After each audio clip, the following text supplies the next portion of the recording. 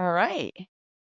Thank you so much for joining me, James. I have been a Good huge to fan be of here. your Yeah, I've been a huge fan of yours for a while now. I started reading Flags of the Fathers. In fact, I have a copy right here.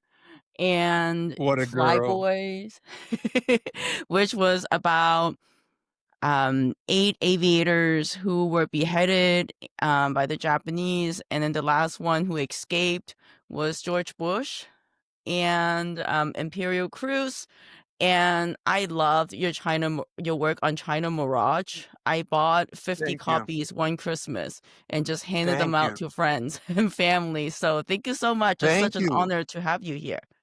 You know, we sold 53. That's wonderful. You bought the 50. Yeah. So tell me a bit about your latest work and what got you interested in your latest work. Well, my latest book is Precious Freedom. I think the audience knows me from Flags of Our Fathers. Steven Spielberg and Clint Eastwood made the movie Flags of Our Fathers. And Flags of Our Fathers is me, a son, trying to figure out what my dad did with the Marines on Iwo Jima.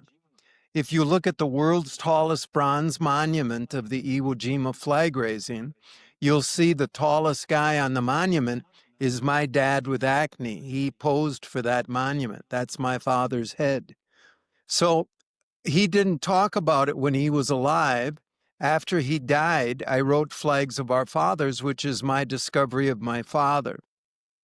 After writing 4 books about America in the Pacific, I wondered what happened in Vietnam. When I was 13, I was at a bus stop in Antigo, Wisconsin, Berg's bus stop, and my mother was crying. And I was so embarrassed. I thought people would see me. I was 13. And why would my mother be crying? She was crying because my 18-year-old brother, who I thought was just a big, dumb older brother, was getting on a bus to go to Marine boot camp.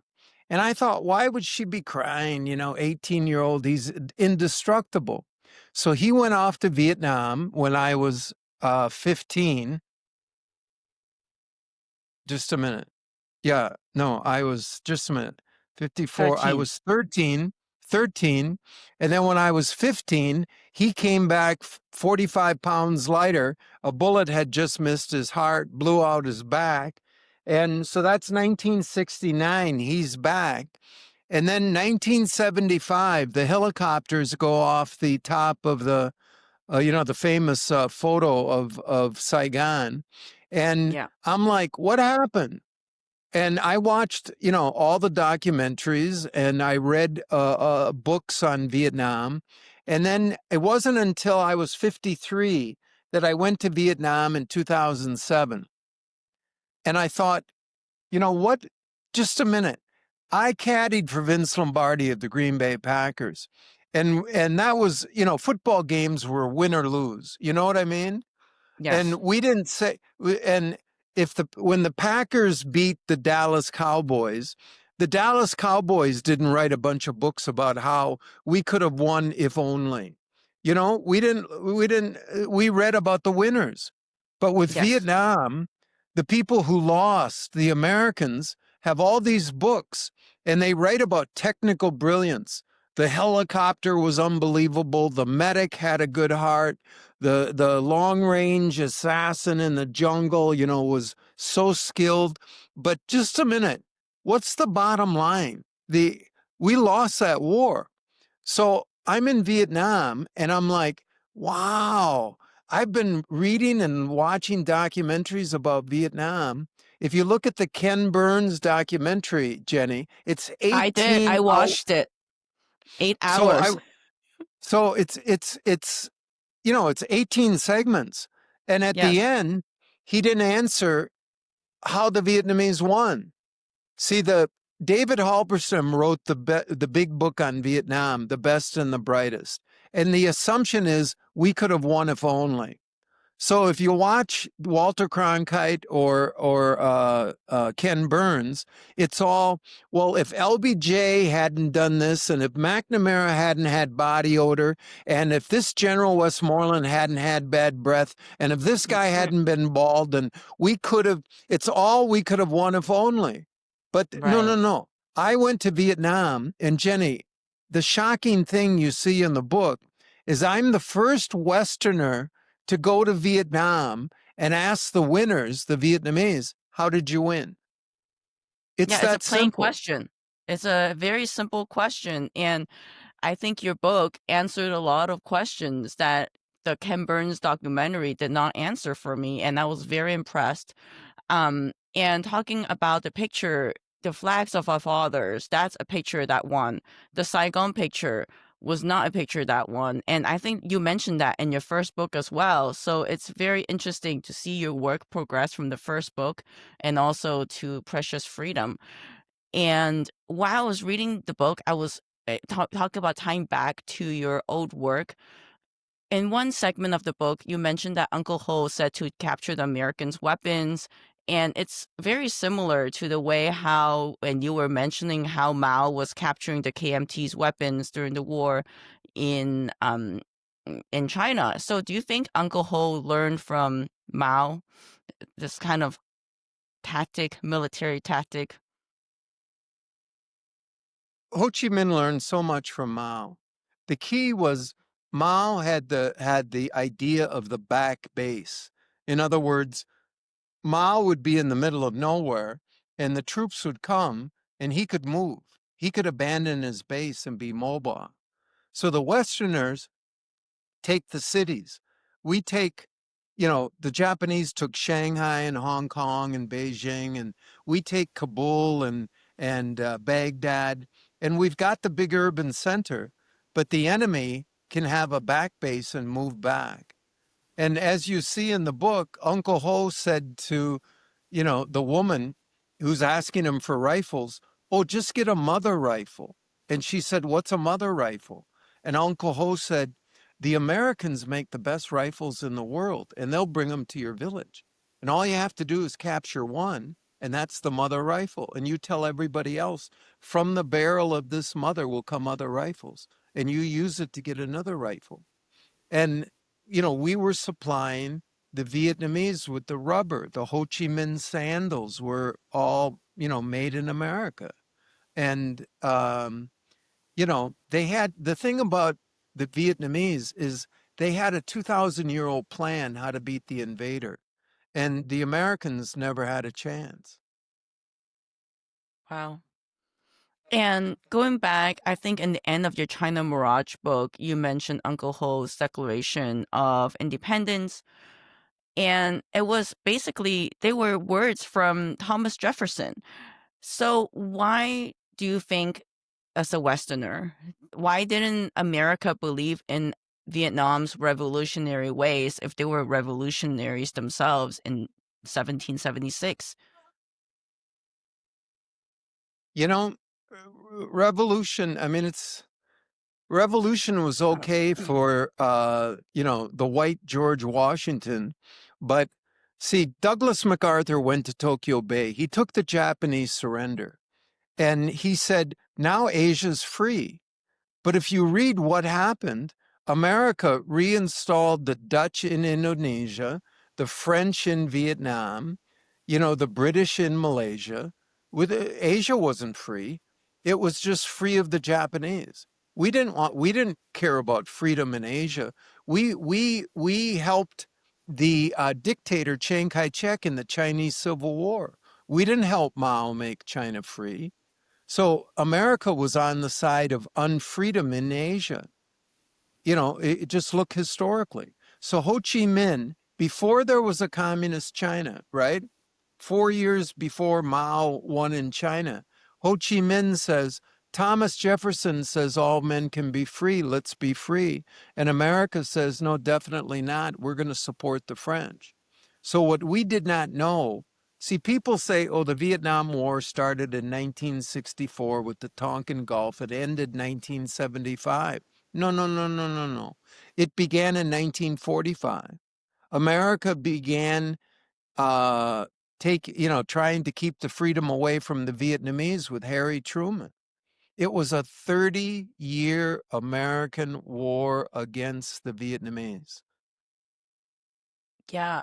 And yeah, it was very incredible when I remember reading that you interviewed this man who was a mayor of this village who knew Ho Chi Minh himself, and he opened up to you. How do you get that man to actually open up and talk about, and I think he shared in a picture of Lyndon Johnson as well, right, in your book? That and Lyndon Johnson was in Vietnam in 1945. Well, Lyndon Johnson was in the picture with Harry Truman and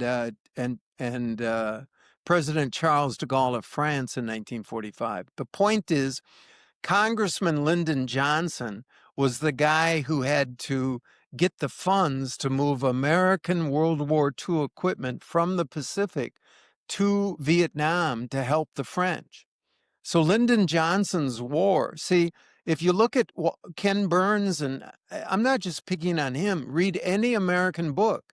It's like, oh, President Johnson took over after the assassination, and then Vietnam blew up in his face. And no, Lyndon Johnson was fighting against the Vietnamese since 1945. He's the congressman that gave the equipment to the French. We just weren't told about it. See, Jenny, the big thing is look at the narrative. Ask any Yes. American, explain the Vietnam War. They will say, well, there was a North Vietnam and a South Vietnam, and we fought to keep the communists in North Vietnam from taking over South Vietnam. So I went to Vietnam and I'm like, asking the Vietnamese what happened. And they said, Mr. Bradley, you guys had such big imaginations. You said there was a North Vietnam. See, Mr. Bradley, when I was born and the French told me I was an Indo-Chinese, I wasn't an Indo-Chinese, I was a Vietnamese. And then after we Wow. kicked the French out, the Americans invented a new title for me. They told me I was South Vietnamese. And they said, the New York Times drew a line across Vietnam and said there was a North and a South. We never thought that. Well, Jenny, this was not a 5-minute conversation for me. I was shocked. I was in my 50s, and for 40 years of my life, I thought there was a North Vietnam and a South Vietnam. None of the Vietnamese thought there was a North and South Vietnam. And then the other Wow. thing was communists. So I go, I mean, it wasn't like my first time to Asia. I went to college in Japan. I've been researching in Asia. I go and I'm thinking I'm going to listen to communists talk about communism. And the Vietnamese said, I was 16 years old. I didn't know anything about democracy, communism. I just saw the Americans shoot my sister to death. That's all I had to know. So an American comes in with a uniform and a helmet and a rifle and shoots your mother. The key character is May in this book. She's 15 years old. She's a Yes. farm girl. She doesn't know Washington, democracy, communism, but she sees Chip from Minnesota shoot her father in the head.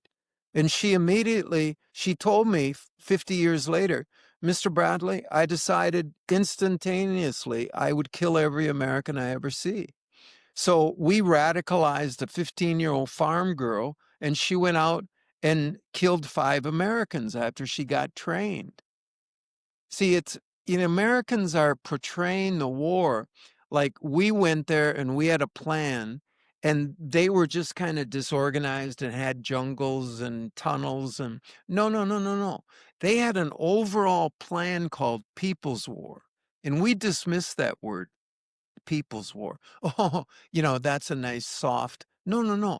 People's War is very organized and there's a plan and it works a certain way.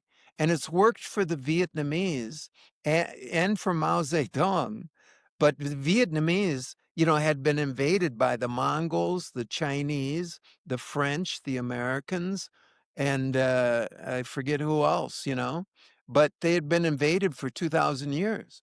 and they had this People's War plan. And so May, 15 years old, goes to the forest and she's trained on techniques.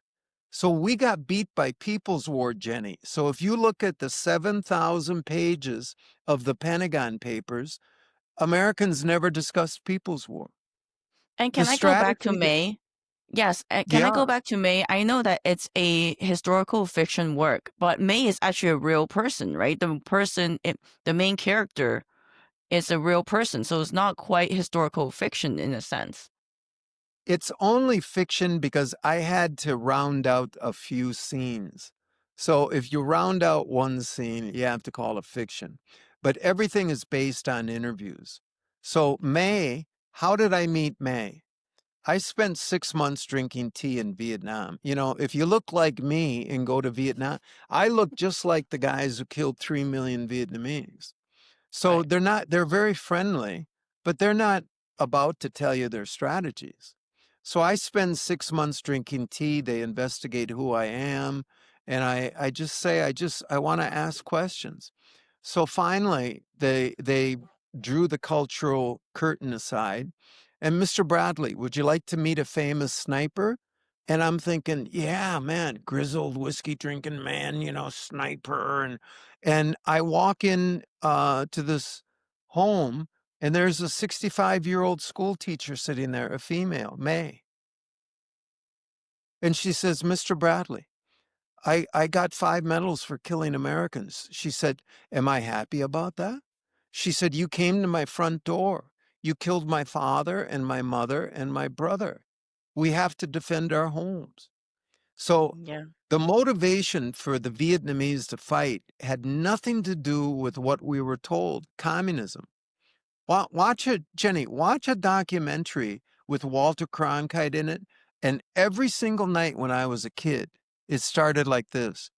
Communist forces today, and the communist forces, and Ken Burns. Well, the North Vietnamese communists and the Democrats and that didn't exist. Honestly, That Ken that Burns' that documentary was the biggest waste of time. That's between you you and know, me. Yeah. well, it wasn't a waste of time if you're part of the military industrial complex Right. and you're Bank of America and you'd like more war. What Ken Burns did is he took all the propaganda that we were taught that wasn't true and he repackaged it in a very nice way. But the Yes. truth wasn't in there. He started with the propaganda.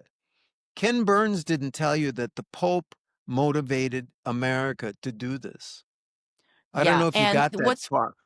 let's Go go ahead. back to that. And because if you watch Ken Burns, right, there's North and South, and then they don't talk about how America had installed a Catholic precedent in a mostly Buddhist country. It was basically an appointed guy. Nobody talks about it. That's why I was shocked. See, I went to Vietnam, Jenny, to spend 3 years to write a book, and it took me over 10. Yeah. And this wasn't like research trips. I had to live in Vietnam with the Vietnamese. I lived next to a prison for 2 years, just Wow. to like, what? We had a Devil's Island prison there where we were torturing people every single day. So I asked a New York Times reporter who had been there and covered the Vietnam War. He was there 2 years in the 60s. And I said, yeah, I lived next door to this prison in Con Dao. And he said, yeah, was that out in the Delta? I mean, a New York Times reporter didn't even know the existence of this prison. Wow. It was huge. This is an enormous prison. Wow. And, you know, I mean, he still didn't know, but he didn't know because the US, see, to get into Vietnam as a reporter, you had to be approved by the US military.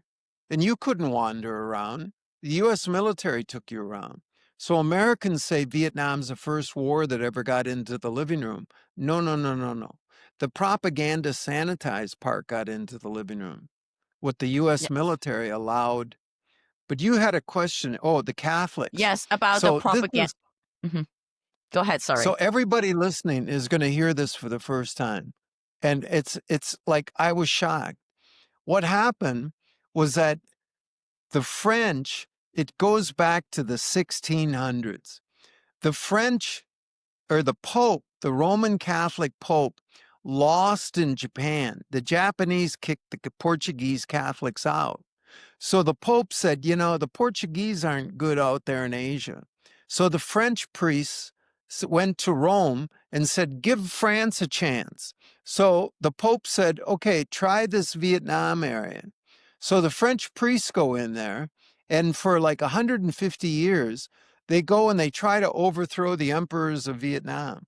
And the emperors of Vietnam get pissed, so they behead the French priests. And there's huge propaganda in France. These horrible Vietnamese are killing our priests for no reason. See, they didn't tell them the truth. They were killing the priests because the priests were trying to overthrow the Vietnamese government. So finally, the French military goes in. You know, the priests go in first and then the military. So the French military goes in. Well, goodness gracious, thank God, the Pope has Vietnam for the Catholics. See, the Pope doesn't look at Brazil as Portuguese and Mexico as Spanish. They just look at it as Catholic. And Vietnam was Catholic. Well, it wasn't. It was Buddhist. But in Europe, they said, oh, the French Catholics control Vietnam. So the French Catholics got beat by the Japanese in World War II. Harry Truman helped reinstall them. The French fight a 9-year war, and Ho Chi Minh pushes them out. So the Pope says to the American Catholics, Cardinal Spellman in New York, hey, we got to keep Vietnam within the Catholic circle. The American Catholics, the Kennedys, the Joe McCarthys, you know, the Catholics were rising in population and power.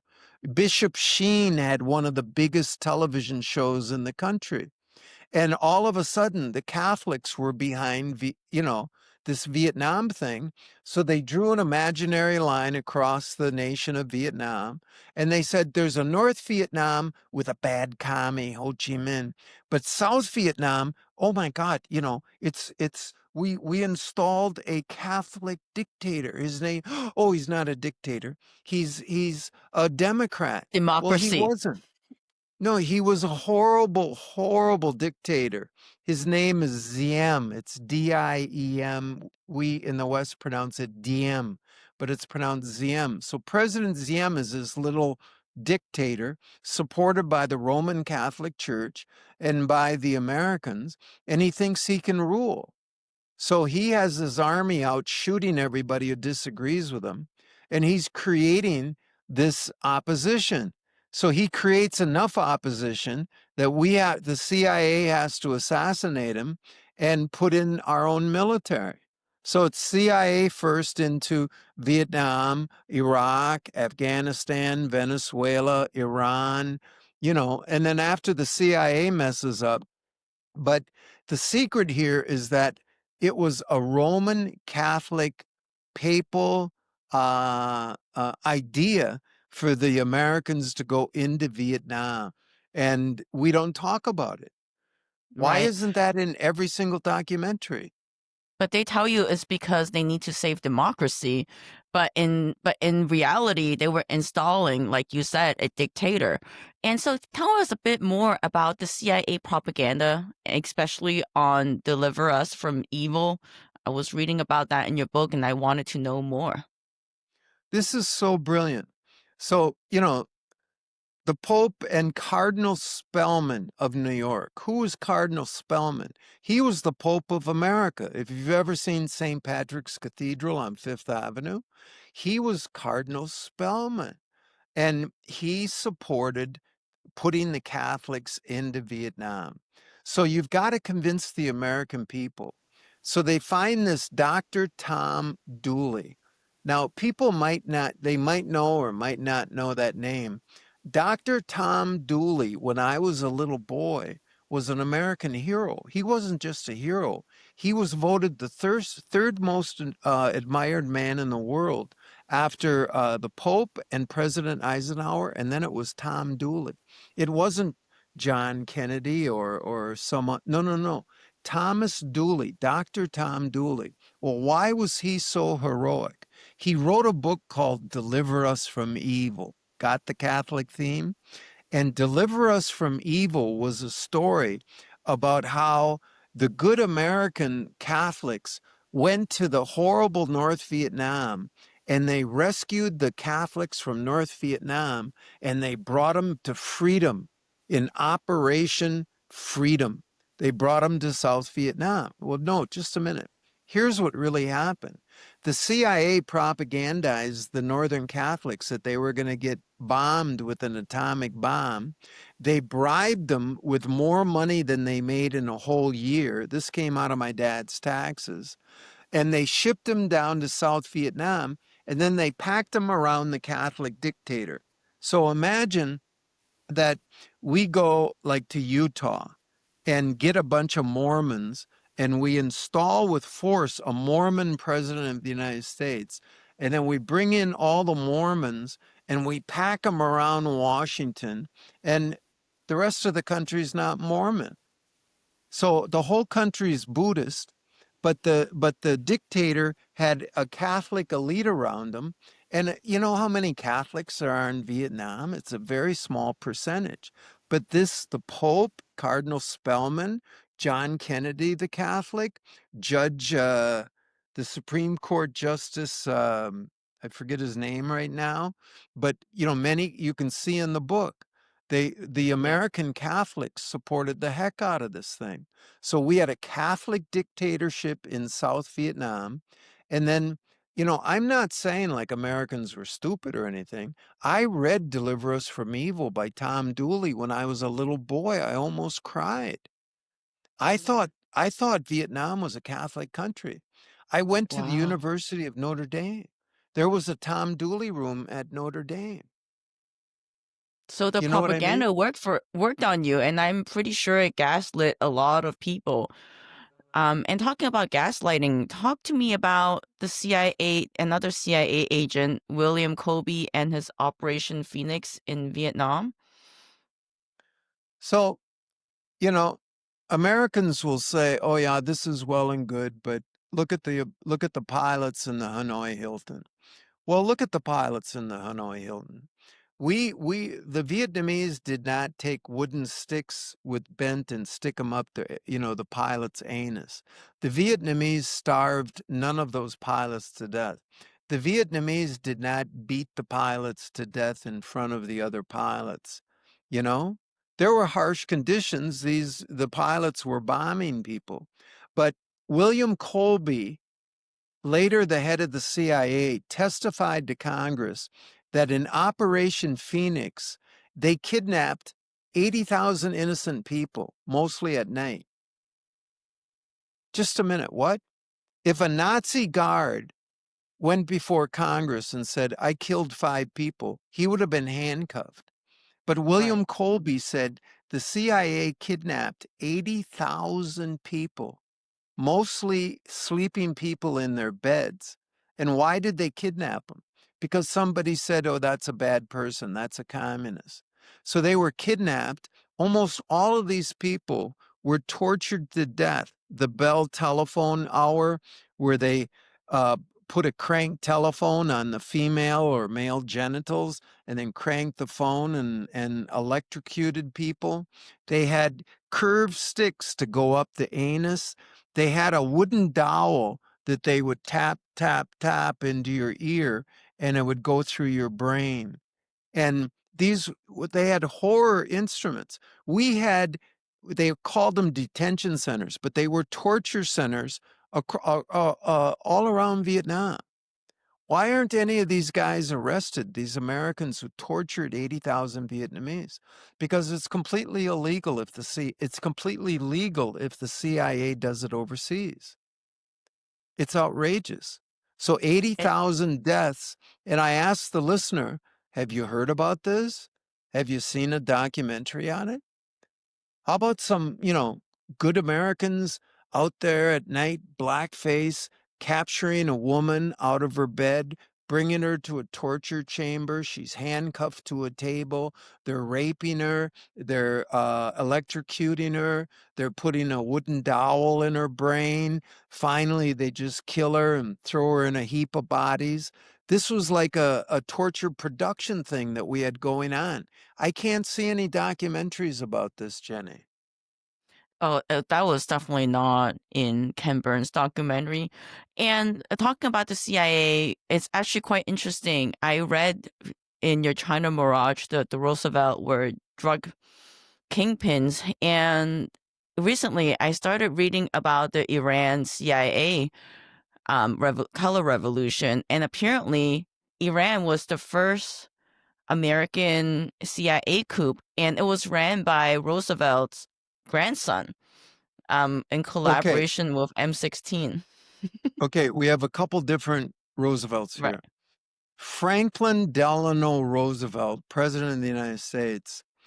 Warren Delano, his grandpa, was the American Opium King of China. So Hmm. when Franklin Delano Roosevelt was a little boy, if you went in and saw him with Grandpa in the living room, Grandpa's living room was full of Chinese silks and jade and tapestries. He made his fortune in China. And what the Roosevelts and the Delanos and the Forbes and the Astors, what they said is we were in the China trade. We were trading silks and jade and, porcelain. No, they were trading opium. They were drug dealers. It's like the Cali cartel came up to New York and shoved cocaine into New York, and then they go back and they build a cathedral in Colombia. So Warren Delano was the opium king of China. The Roosevelt who overthrew Mossadegh in 1953, that was the son of President Theodore Roosevelt. So Theodore Grandson. Roosevelt was a grandson, and Yes. so that was Theodore Roosevelt's line, and he went with a pack of CIA money. The best book about that is Stephen Kinzer's great book, All the Shah's Men. And Mm. again, it's the CIA in first. I lived in Iran. The Iranians saved my life. I had hepatitis after going through Afghanistan. And the I lived in Iran. They saved my life. I found the Iranians. That's Persia. That's an ancient civilization. That's a huge country with a very powerful past. And we are bombing them. I ask Americans, why are we doing that? We don't like their leadership? Well, what if the Iranians don't like our leadership? You know what I mean? The elections in Right. Phoenix, the elections in Phoenix were cooked. So should Venezuela bomb Phoenix? Should we be shooting drug dealers from airplanes, in the United States? But I don't understand why America doesn't see that we start small, we go in, with the small bore goal, and it ends up to be the Vietnam War. And what is the W- goal? What was the goal for Americans? Vietnam? Yeah. See, Americans will often, people are interviewing me and say, yeah, we didn't have a goal. That was the problem. No, no, no, no. The goal was clearly stated by Eisenhower, JFK, LBJ, Nixon. We want a free and independent South Vietnam. The American goal was two Vietnams, North and South. The Vietnamese goal was simple, one Vietnam. I went to Vietnam and I thought, there was a North and South. I already explained how that was a Right. CIA thing. Okay, but I read Pham Van Dong's speeches. Who's Pham Van Dong? He's the longest serving prime minister of the 20th century. Prime Minister Pham Van Dong. And every speech he gave, he said, "There's only one Vietnam. There's only been one Vietnam for 1,000 years. There'll be one Vietnam." So they were like, who are these jokers? The French called us Indo-Chinese. Now the Americans say there's a What is a North Vietnam? There's only one. So the Americans were fighting for two Vietnams. The Vietnamese were fighting for one Vietnam. The Vietnamese were fighting for something called freedom. The name of the book is Precious Freedom.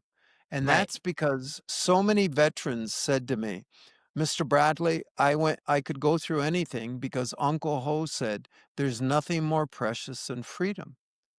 And if you listen to that, it sounds like George Washington Right. talking to the Valley Forge troops. You guys have bandaged feet, you got frostbite in your hands, but guys, there's nothing more precious than freedom. So that's what the Vietnamese were fighting for, was personal freedom. And they have it in Vietnam.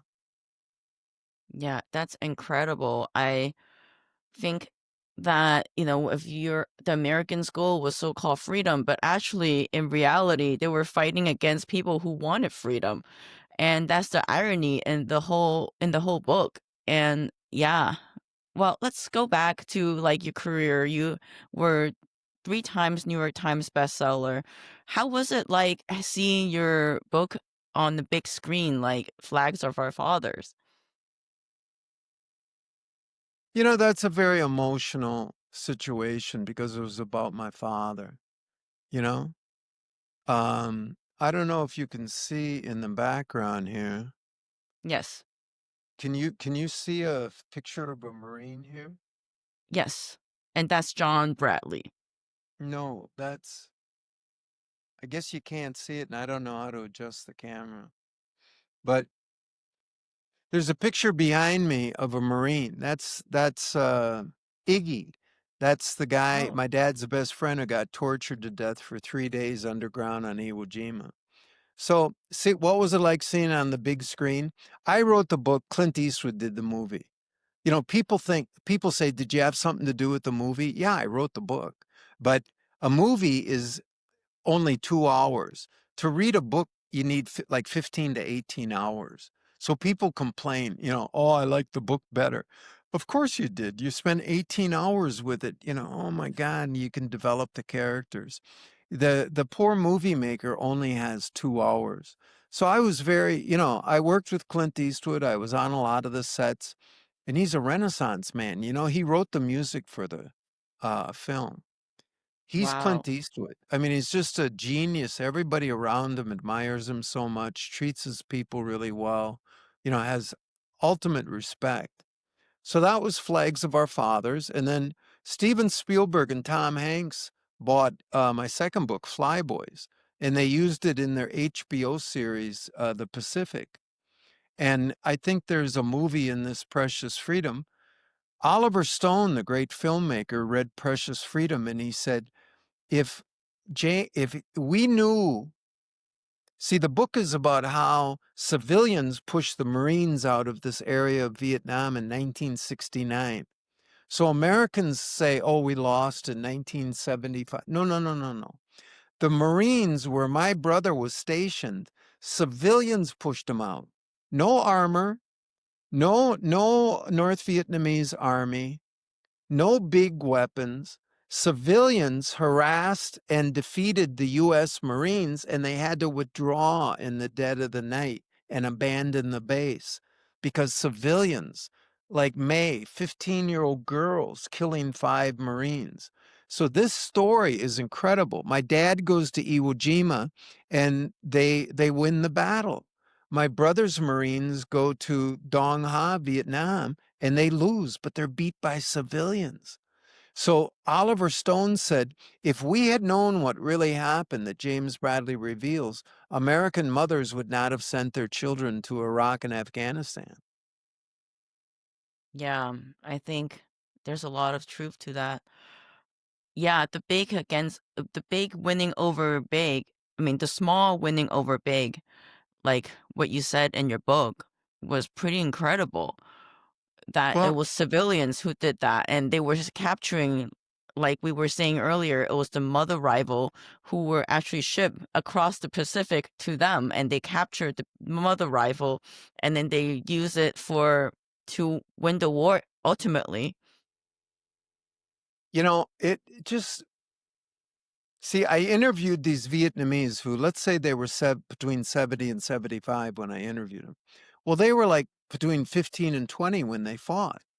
And Right. these were farm kids all over the place, Buffalo boys, farm girls. But when I interviewed them individually over years, they were consistent in the messaging. And I realized, wow, Uncle Ho got a plan how to beat the Westerners, and he distributed it cleanly and efficiently down. And he got it down to the farm level, to the rice fields. And it wasn't just, let's fight. It was how to fight. They had a strategy called People's War. See, Uncle Ho, Ho Chi Minh, the number one rule in The Art of War by Sun Tzu, Chinese great warrior, The Art of War. I think people have heard of the book. The number one rule is what? It's know your enemy. Know your enemy. So Ho Chi Minh thinks I have to know my enemy. He goes to Europe. He lives in Boston, Brooklyn, London, Paris. And for 30 years, he studies the enemy. And he realizes that he studies the media. And he goes back to Vietnam and he says, we're going to beat the French in Paris and we're going to beat the Americans in their living rooms. He said, we can't defeat the army. Like, we can't go like this and compete and beat No the way. American army. He said, but we can cause them enough problems that the home front won't support this war. They will protest. So Americans, if you look at the Walter Cronkite, Ken Burns, New York Times, Washington Post, there was this Vietnam War, and then oh, the protests erupted in America. You know what? Ho Chi Minh was teaching his followers in the 1930s. 1930s. He said, when the West comes, there will be images that go back in their media of a Western soldier with a rifle against a Vietnamese mother's head, and the people won't put up with it. Ho Chi Minh said, don't hate the American soldier. They're the victim of the government. The government's lying. And he Yeah. said to the people, everybody I interviewed said, we were taught not to hate the Americans, so we welcome you. I said, how can you not hate the Americans? They killed your father. And well, Uncle Ho said the Americans were lied to and deluded, and we shared empathy with the American soldier that they were a victim of of the Washington government, just like us. So the Vietnamese, I encourage veterans, any American to go to Vietnam. Americans are the favorite foreigner because they won, and they don't blame Americans. They blame the American government. Ho Chi Minh was so smart to put it that way. Yeah. It definitely changed the way your book definitely changed the way I view things after I read it. I mean, yeah, I didn't How? realize that How? they were How? truly fighting for freedom. They were fighting for freedom. And it wasn't just, I mean, if you come into my front yard and you have a Right. Canadian uniform on, Get off my you know, lawn. you look really different, and you shoot my father in front of me, I got it. You're never going to Yeah. convince me that you're fighting for democracy when you killed my father, you Right. know? And then Ho Chi Minh said, here's a rifle, and if we all band together, we can push these people out and we can run Vietnam for ourselves. That was the war. But Jenny, Hmm. how did they convince me as a 13-year-old, 15-year-old, 25-year-old that we were fighting communism? And then I go to Vietnam and they were like, communism? I didn't know anything about communism. No, Propaganda is very seriously. strong, I think. We haven't won a war in the last 80 years, but somehow we have the best military. So explain that one to me. The last victory for the American military was 1945. But if you read the veterans' books on Vietnam, they're all technically brilliant. We did this helicopter Right. operation or long range, or I did this or that.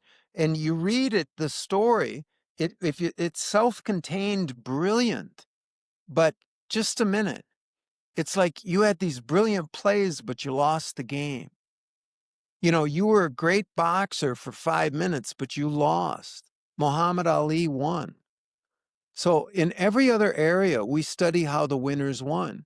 In the Vietnam War, again, I'm not bragging. I'm like stunned.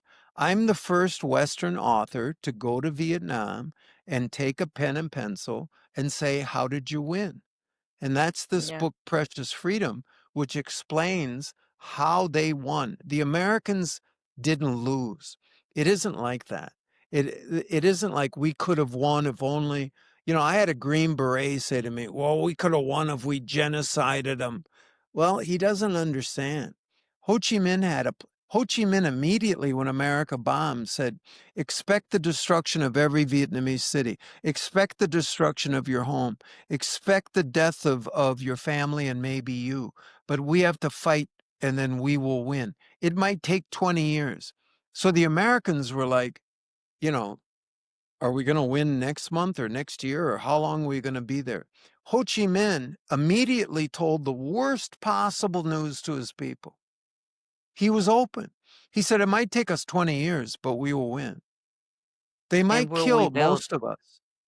And Ho Chi Minh said, the Americans can kill 10 Vietnamese to every one we kill of them and still will win. So this was a people's war strategy. Yeah. Yeah. There was the Americans, and then the idea, what I discovered is that we never won a full 24-hour period. See, the American narrative is we were winning and then we lost.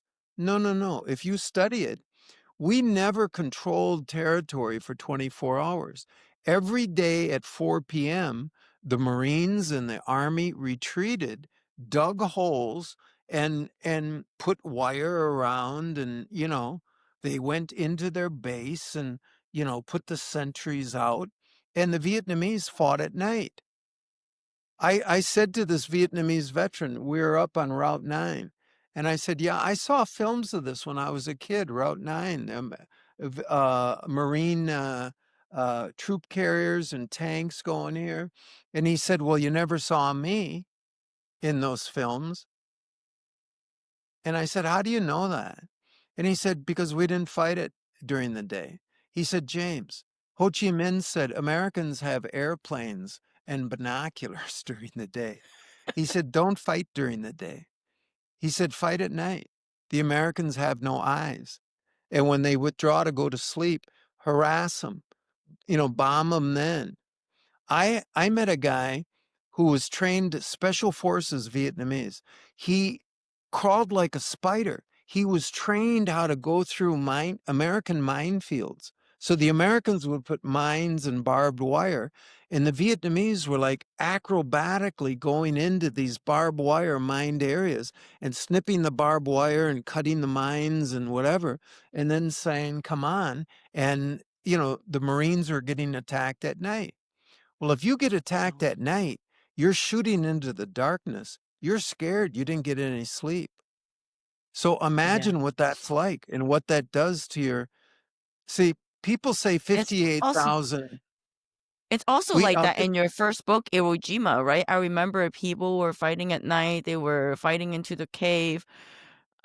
I mean, they basically had no sleep. they didn't, but Iwo Jima was a month and a half. Right. And we were making progress. See, Iwo Jima, we took territory. It was terrible fighting, but you could see we advanced. Maybe only Right. a few yards, but America advanced. In Vietnam, we went out and we advanced and retreated, and we never held territory. Now, can I make this point, which is very interesting? The key Achilles heel to the Americans was the helicopter. So, Jenny, go to a museum or a bookstore in America and look at 200 books on the Vietnam War written by Americans. You'll see helicopters on 90% of them. That's the trademark of the Vietnam War. Right. Ken Burns, Walter Cronkite, the helicopter. Hmm. Well, I go to Vietnam, and the Vietnamese said, "Oh, Mr. Bradley, thank God for the helicopter." And I'm like, What do you mean?" And they said, "Mr. Bradley, our skies were empty and quiet. Then an airplane would come and drop a bomb to make a landing zone, and we could see, oh, that's where the helicopter is going to land. And then we could see and hear the helicopter coming from miles away. Thoop, thoop, thoop, thoop, thoop, thoop, thoop, thoop. And we could position ourselves. So my brother got trained as a Marine, big guy. What did we spend? 50 grand, 100 grand training him. I asked him, "What happened? How'd you get shot?"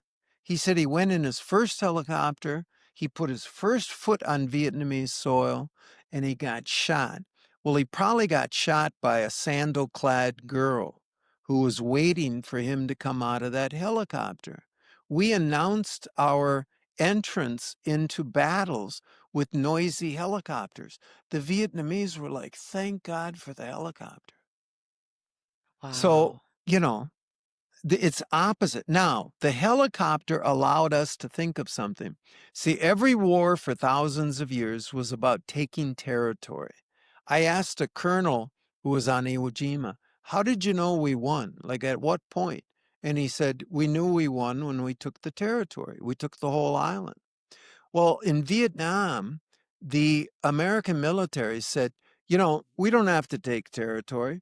We'll just have these helicopters will jump out like grasshoppers, and then we'll kill so many of them that they'll get demotivated. And we'll reach the crossover point where we're killing so many that they'll just give up and surrender. So the Vietnamese were never going to surrender, but that was the strategy. We'll search and destroy, we'll kill so many, but we won't take territory. So we saw the helicopter flying over the territory as dominance. The Vietnamese saw it and said, "Oh, you can't take territory. You can't even walk." If you think about it, Wow. the Americans Yeah. couldn't even walk. It wasn't safe. They had to fly above. So, no, you can't win a war by these theories. War is about taking territory, and in Vietnam, we couldn't take territory. America did not win one 24-hour period of that war. Wow. That's an incredible insight, and that's definitely something that you would not see on Ken Burns' documentary. Great. Poor Thank you Ken. so much. No, but No, but the difference is, Ken Burn had major military industrial complex support, right? He got on PBS. What is PBS? That's a government propaganda channel. We have Yeah. government schools. I mean, my book, I funded it. The publisher had enough guts to publish it, you know? PBS Sure. government. No, no, you're going to get the same propaganda out of American propaganda mediums, and that's what Ken Burns works for. So, Ken Burns did a good job in terms of regurgitating the Walter Cronkite propaganda. Oh, great. Thank you so much. And do you have anything else you want to bring to our audience? Just no, thank you for having me. The book is Precious Freedom. Uncle Ho said there's nothing more precious than freedom. And I think the big thing about Vietnam, everybody has like a dark, when I say Vietnam to Americans, their eyes roll up. They're trying to, yeah, Vietnam. It's like this dark memory of the 1960s and 70s. If you go to Vietnam, they're growing by 8% a year right now. 8%. The Wow. streets are bustling. You can quit your job at 10 a.m. and get another job at 2 p.m. And I'd like to say, go to Ho Chi Minh City, Saigon, and then go to Chicago. Mini-skirted girls can walk around at midnight in Saigon. They would never think that anyone's going to jump them or whistle at them or have any problem at all. The streets are safe. People think, oh, it's a police state. No. If you go to America, you see the police all over it's like the joke in Saigon was, where are the police? You drive around for 2, 3 days and don't see a policeman. The society is well melded. The people are not fighting each other. Vietnam has the largest army in the world if you count reserves. It's enormous, but they're not invading countries. The Vietnam army is there to help the people, to guard the borders. They don't have an immigration problem. They don't have, a drug and crime problem. And it's not because of the, army and the police. It's because of the people. So it's such a successful society. They had a plan to beat any foreigner, and they enacted it. And I would encourage Americans to go to Vietnam and look at how well they're doing in terms of, their health, their bodies, the organization of the culture, the education, growing 8% a year. They must be doing something right. Yeah, that's incredible.